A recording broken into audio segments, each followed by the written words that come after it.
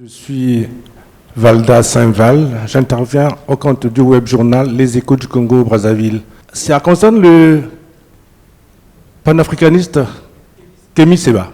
Il avait une conférence de presse avec M. Gavi et la presse également a eu des difficultés. On a dispersé la conférence de presse et M. Kémy Séba a été expulsé manu militari. Est-ce à dire que le Congo est devenu un pays en mal de liberté d'expression?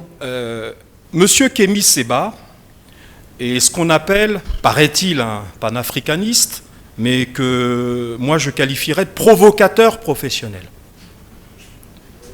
Provocateur professionnel. Je crois qu'il faut que vous éclairiez vos lecteurs, non pas sous le prisme congolo-congolais, en essayant toujours de diaboliser le gouvernement qui prendrait, semble-t-il, des mesures attentatoires à la liberté d'expression. Ce même monsieur Kémy Séba avait une double nationalité, française et béninoise. Quand vous êtes national d'un pays et que vous critiquez la politique diplomatique, militaire et sécuritaire de votre pays dont vous avez le passeport, cela montre déjà le type d'individu auquel nous avons affaire, d'abord. Et il a poussé la provocation jusqu'à brûler en public le passeport français. Il a pris son passeport français et il l'a brûlé. Voilà l'individu que vous considérez apparemment comme responsable, dont on parle. C'est ça, cet individu. Il fait partie de ces Africains dont on se demande d'ailleurs, parce que, à part être un provocateur, on ne sait pas quelle est sa profession. Quelles sont ses sources de revenus, on ne sait pas. Mais il se balade, certainement dans les plus beaux hôtels du monde, à travers le monde, en prenant des avions certainement en première classe. Il semble être un monsieur qui a du goût. Et il se promène comme ça à travers le monde. On ne sait pas trop par qui il serait financé. Et il passe son temps dans la provocation.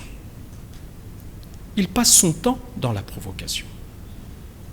Alors, il est arrivé à Brazzaville, invité par un acteur politique, et d'après ce que nous avons cru comprendre, il voulait parler du franc CFA, paraît-il.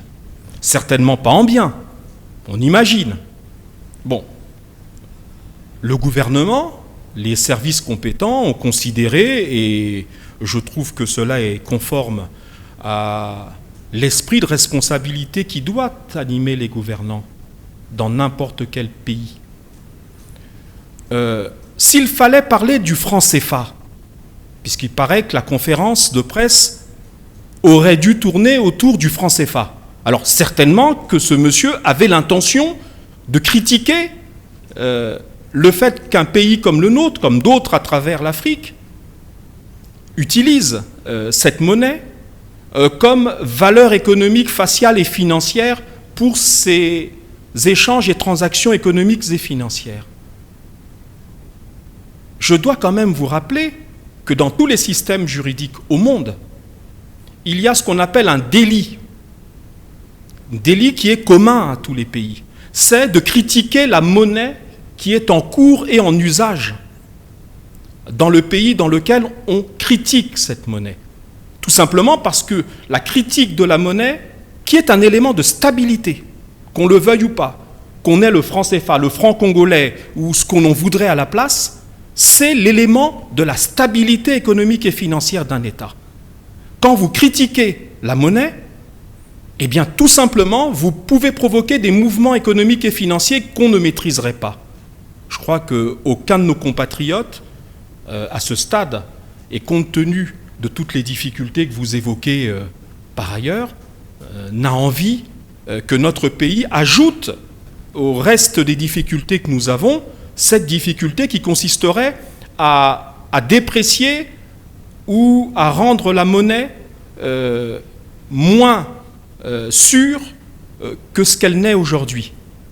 Pour votre information, le franc CFA, qu'on le veuille ou pas, qu'on ait des préjugés politiques ou pas, C'est un des rares éléments de stabilité sur le plan financier à travers le monde, en Afrique francophone et dans notre sous-région en particulier. Voilà, je crois qu'il ne faut pas jouer avec la monnaie. Essayez-vous de vous rendre dans un pays développé, n'importe lequel. Allez à Washington, aux États-Unis, qui est un des pays de la liberté de l'expression, de la communication, de l'information, et critiquez le dollar. Et vous verrez combien de temps il se passera entre le moment où vous ferez votre point de presse et le moment où les services de sécurité de ce pays viendront arrêter votre point de presse.